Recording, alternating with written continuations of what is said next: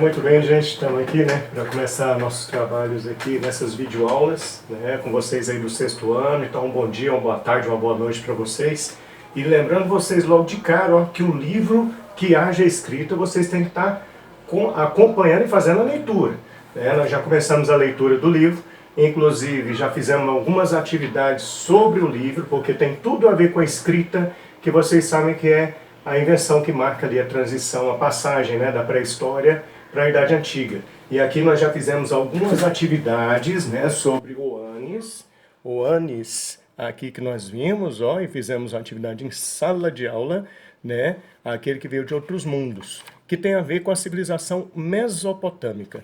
E também, né, fizemos aí uma atividade em sala de aula sobre Tote, e o segredo da imortalidade, que é também sobre uma das civilizações, e nós temos aqui, ó, inclusive a escrita hieroglífica, que nós vamos falar nessa aula aqui para vocês, e é um livro que traz aí um contexto todo da história que nós estamos estudando sobre as civilizações. Civilizações que nós vamos começar a ver agora, inclusive já começamos a ver com vocês nas aulas anteriores, e está aqui no nosso livro também. Vamos passar as páginas aí para vocês acompanharem certinho e, obviamente, continuar nossos trabalhos aí. Nós vimos então a África como o berço da humanidade, onde nós temos lá os fósseis de hominídeos mais antigos até então encontrados, inclusive a Lucy, né, que é um fóssil aí humano e o fóssil até então mais antigo que nós temos conhecimento, embora já estejam ainda descobrindo outros.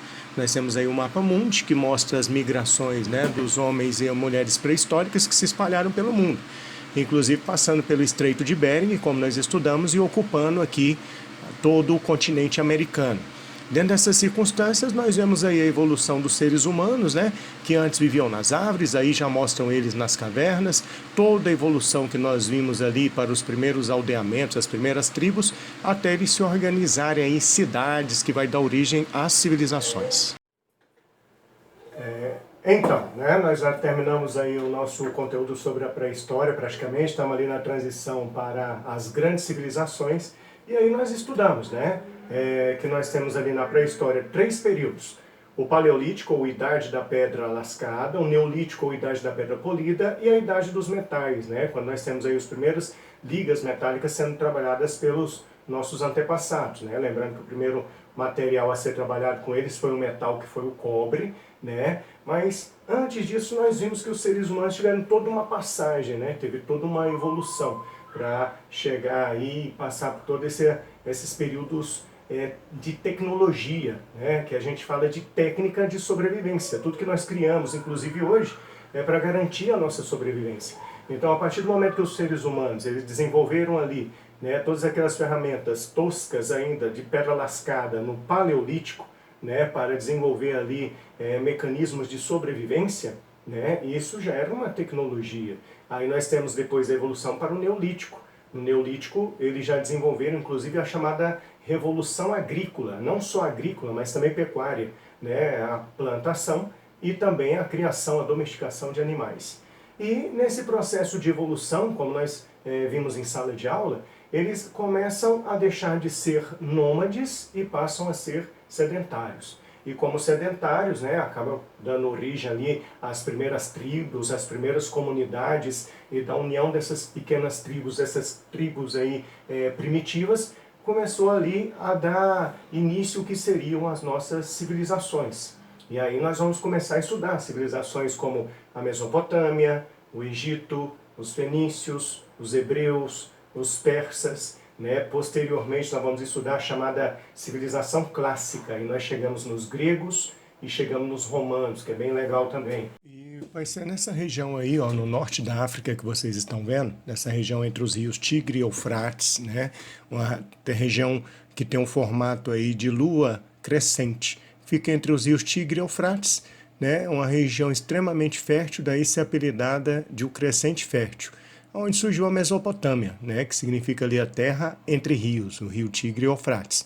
A gente observa que nessa região não tem apenas ali a Mesopotâmia, nós temos o Egito também, que surgiu às margens desses rios, né, e começaram a produzir cada vez mais alimentos, produzir mais excedentes, né, as civilizações ali se tornaram sedentárias, é o sedentarismo.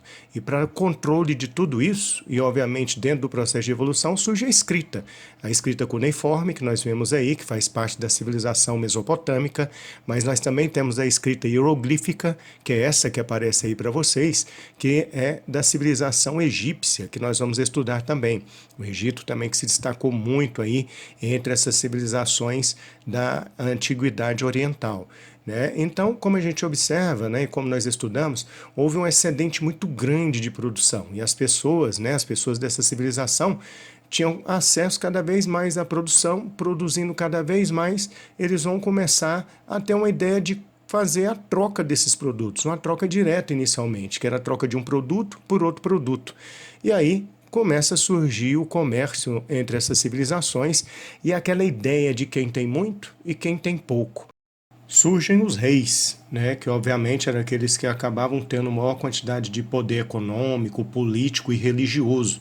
No caso aí nós estamos vendo imagens do zigurate, que era o palácio, o centro político aí da Mesopotâmia. Além dele nós temos aí, né, como rei o faraó que se torna o rei de maior poder no Egito. No Egito também é a civilização que se destaca ali entre essas civilizações orientais.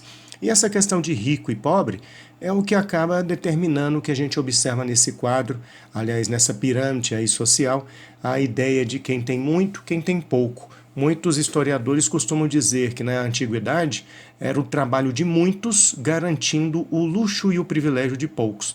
A gente observa no topo aí da pirâmide, né, que nós temos aí o rei, seguido pelos sacerdotes, os militares, artesãos, camponeses e abaixo de tudo e de todos os escravos, né? Porque muitas dessas civilizações começam a tratar as pessoas também como uma mercadoria, ou seja, como um produto que pudesse também ser comercializado para ampliar suas riquezas. E a grande parte da população que a gente observa no início dessas civilizações são justamente aí os camponeses, né, que eram aquela grande massa de trabalhadores ali que eram explorados ali para manter o luxo das elites daquela sociedade privilegiada.